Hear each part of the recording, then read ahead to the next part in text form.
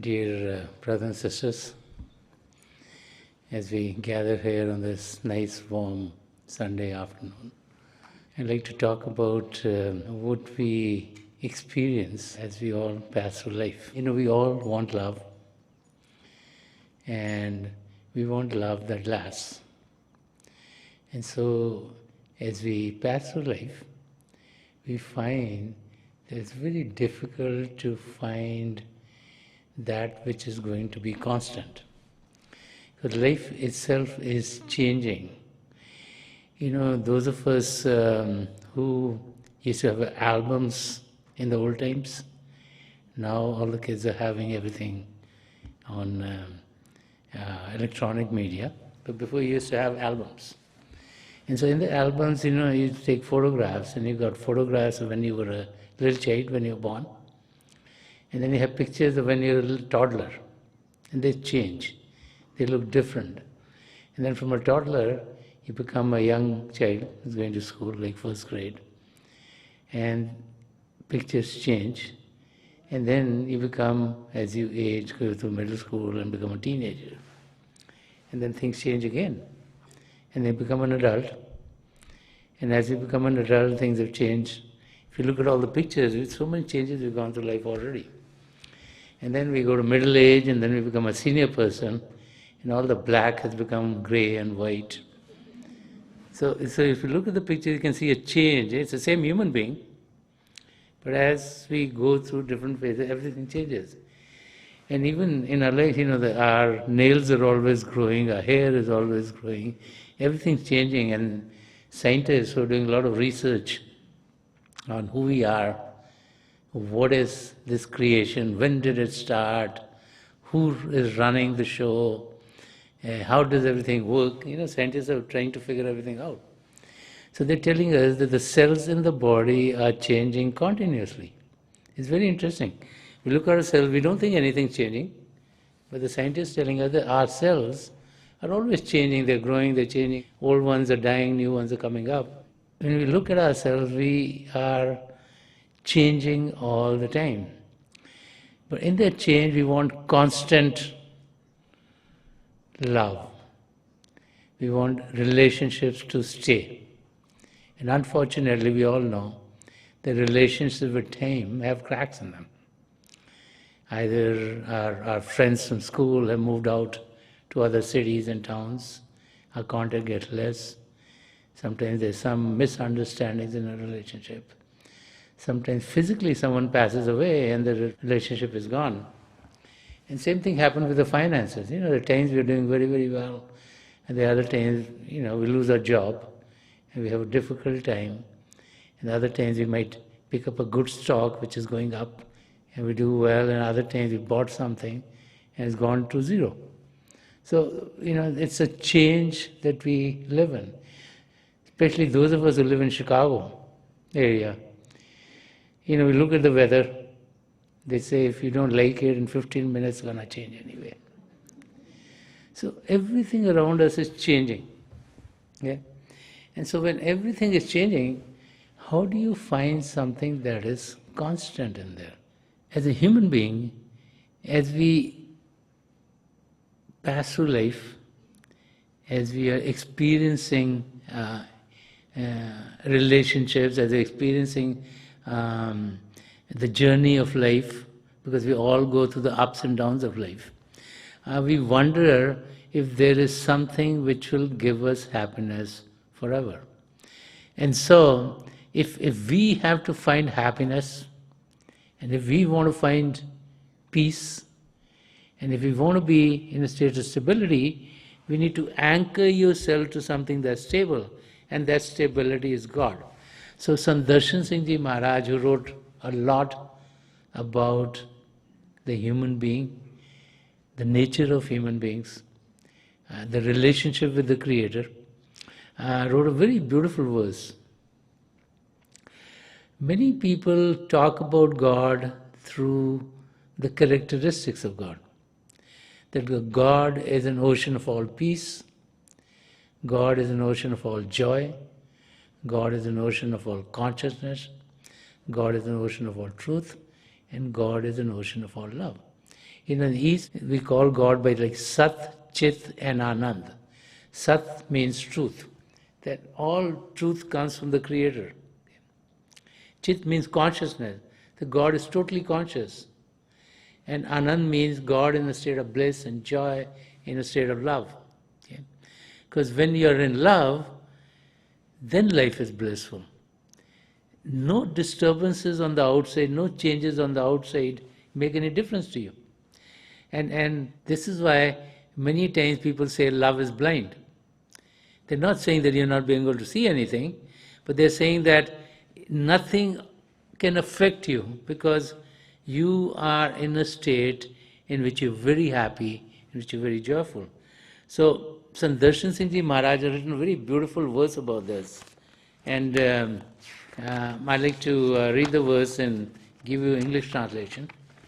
He says, Ishq ka alam tagayyur ashna hota nahi. Ishq ka alam tagayyur ashna hota nahi. सुबह है अब अपनी दुनिया में न कोई शाम है. सुबह है न अपनी दुनिया में न कोई शाम है.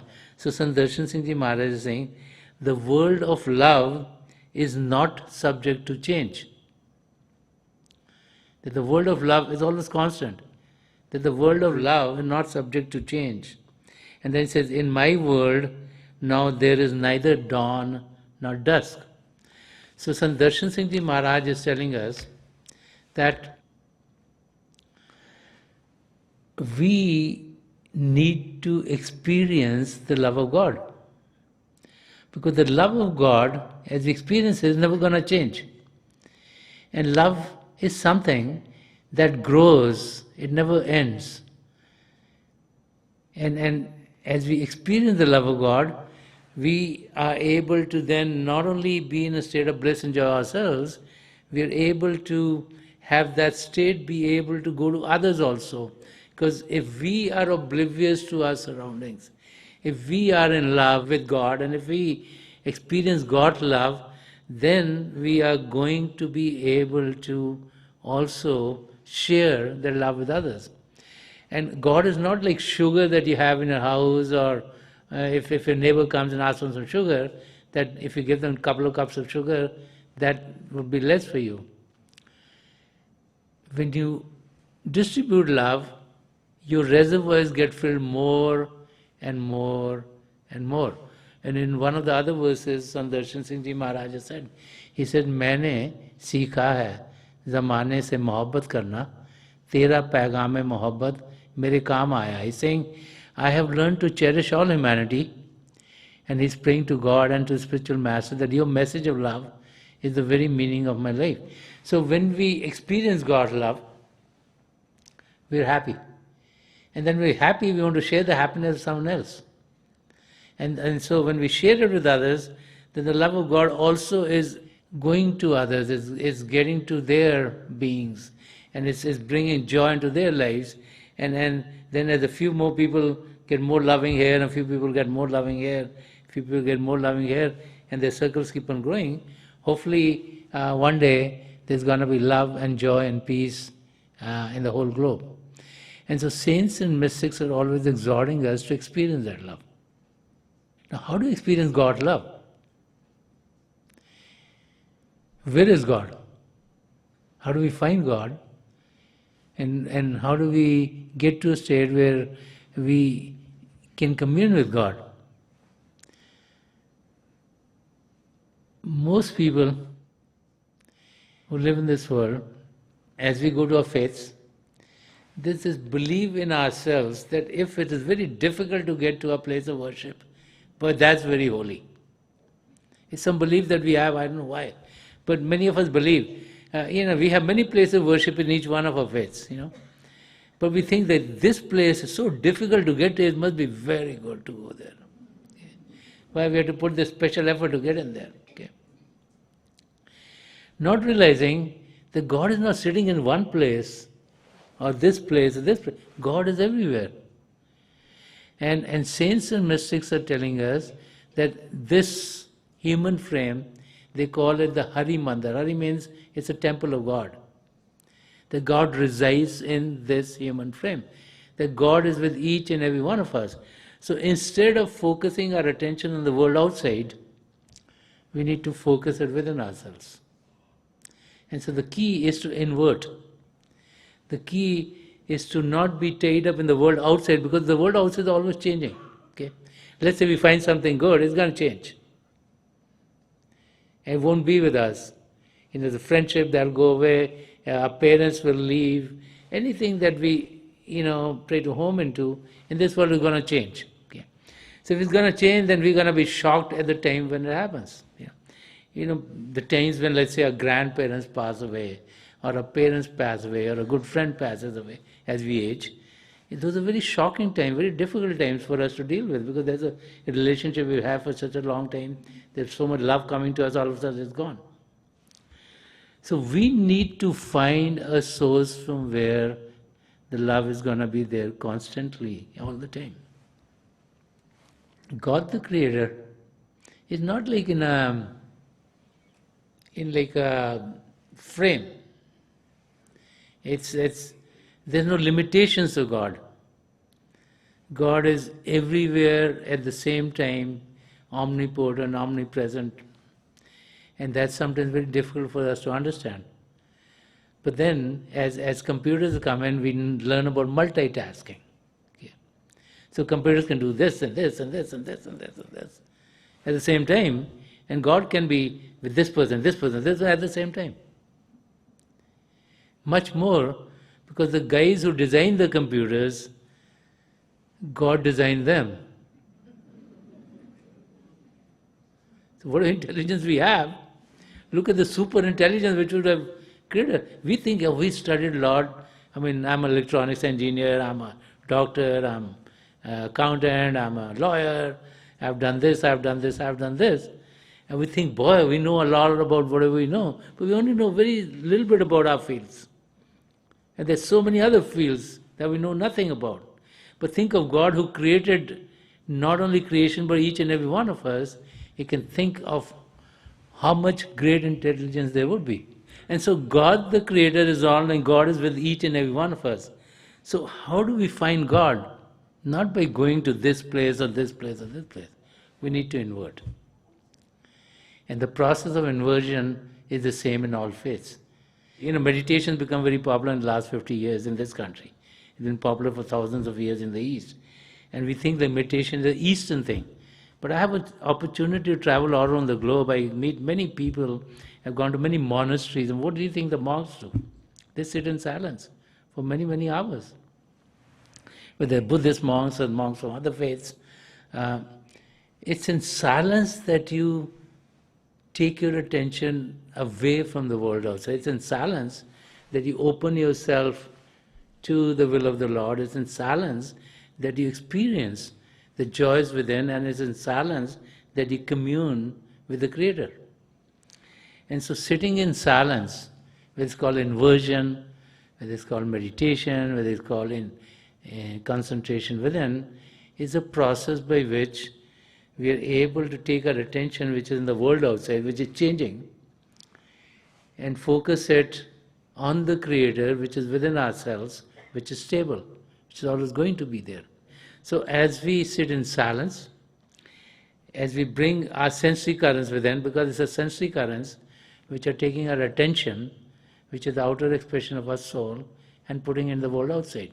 So as we collect those sensory currents within, then with help and guidance we're uplifted into regions beyond the physical.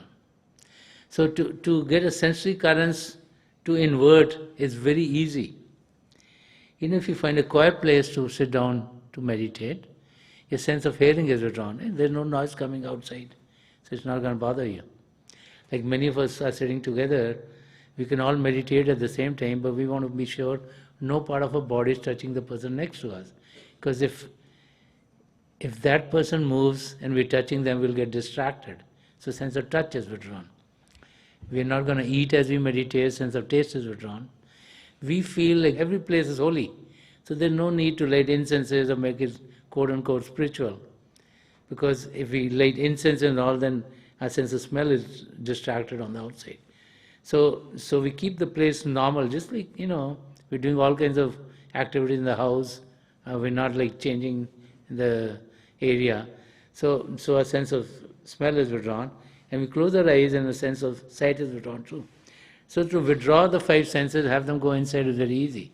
Find a place, sit down, close your eyes, and that's done. As soon as we close our eyes, what happens is we're bombarded by thoughts. Thoughts about the past, thoughts about the future, thought about our family, thought about our work, thought about chores that we have to do. Any thought that we get is a distraction. And so we need to deal with that situation. Because as soon as we get a thought and we start to focus in that area, then all of our attention goes into the thought. The saints who've done a lot of research into the spiritual arena, they all came up with similar answers. So they're telling us that the thoughts are coming from a mind, and a mind doesn't want us to know God. Our mind wants us to be engrossed in the world outside. It's a lover of outside enjoyment. And so it focuses us through the thoughts in the world outside.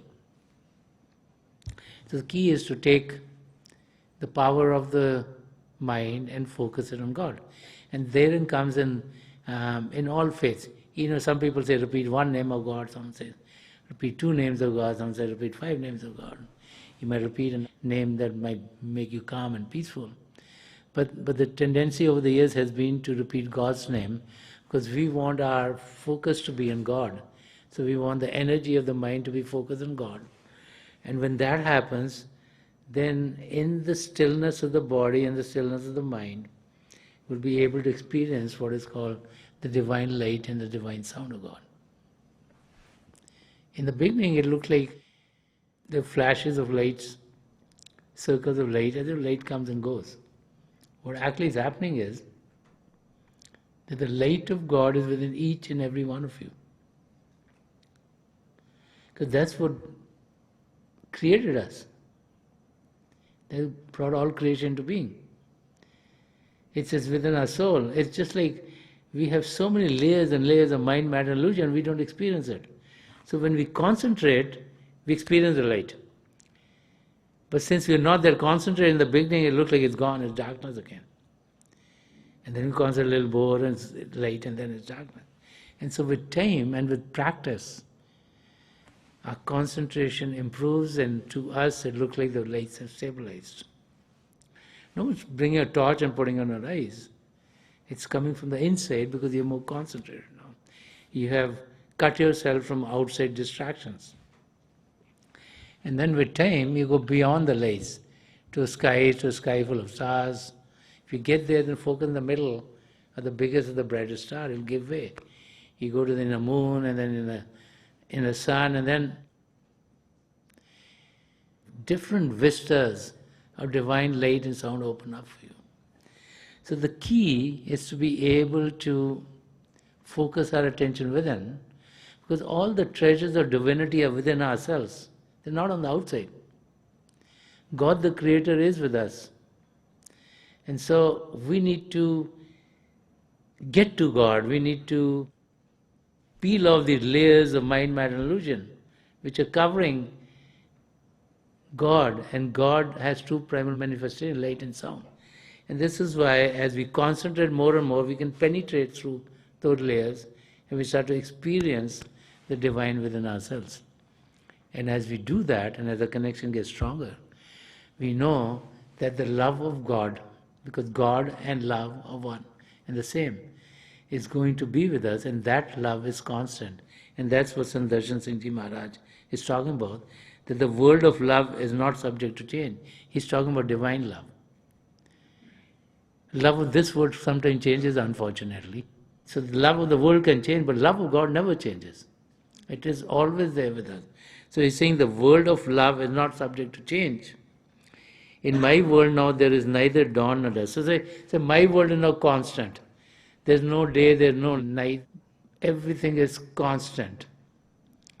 Why? Because I am in tune with the love of God. I'm experiencing the love of God. I'm in a state of bliss. I'm in a state of ecstasy.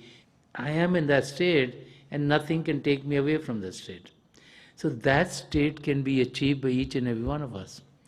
So each and every one of us can reach those heights. And so we wonder, in our faiths, saints came many years. Some saints came 500 years ago, some came thousands of years ago. And so their disciples were experiencing the joys in those times, so why can't we experience them now too? Because we as human beings have a birthright to know God. We're all children of God. We're a part of one big family of God. And irrespective of wherever we are born, irrespective of whatever languages we speak, irrespective of whatever kind of clothes we wear, irrespective of whatever cultures we come from, we all can experience God. Because God is what is giving us life. And so the key is to learn the techniques of being able to invert. And that's what meditation is all about. So I want to leave you with a simple technique. We find a place to sit down. Most people sit down to meditate. Okay? If you're sick, you can even meditate while lying down. But generally it's more conducive to sleeping.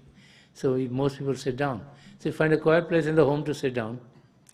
You close your eyes. And so here, we are all sitting down in the chairs, so we can close our eyes. Make sure the eyeballs are straight. Some people think that the seat of the soul is there, they try to raise their eyeballs. Please don't do that. Because what you experience with it is not with these eyeballs. These eyeballs are made of flesh and blood. They can only put objects which are made of matter and their impression on the retina and then going to the brain. What we want to do is we just want to close them so nothing on the outside distracts us. Our eyeballs should be straight, so there should be no stress on forehead or any part of the body. Just like in a home you're watching TV, okay? So your eyeball should be straight. And then as soon as you close your eyes, repeat any name of God that you feel comfortable with. As you repeat God's name, what happens is that your power of your mind is going to repeating God's name. So chances are you get less and less of thoughts. It's with practice that you get to a state where no thought comes to you, but it doesn't happen right away. It takes a while to get there. So you keep your gaze right in front and keep on repeating God's name mentally, not out loud. If you do it out loud, your ears would hear them, you would be distracted. So as you repeat God's name, right in front of you, light will burst forth. Flashes of light, circles of lights. With time, the light might stabilize. You might have many other vistas. Please sit as comfortably as you can. Close the eyes very gently. Those of you who have been initiated in Mysteries of Beyond, please do your Simran.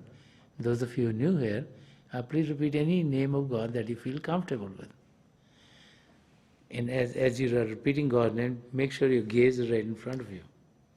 I pray to God Almighty and to the three great spiritual masters of the past century, Hazur Baba Savan Singh Ji Maharaj, Param Sant Kripal Singh Ji Maharaj, and Dayalpur Sant Darshan Singh Ji Maharaj, to help each and every one of us connect with the divine power then and to experience the divine light in its effulgence.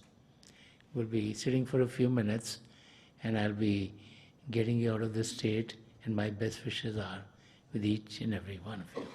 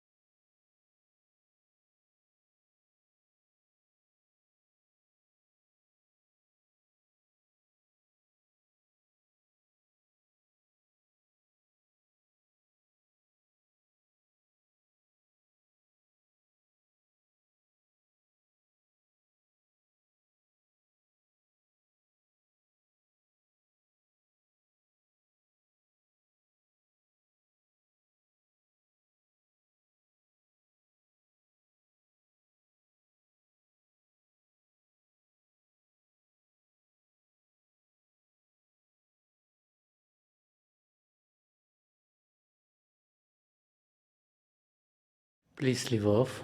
Please leave off. It's wonderful to have all of you here on this Sunday afternoon. So you have a wonderful, wonderful week in front of you, and all good things be coming to each and every one of you.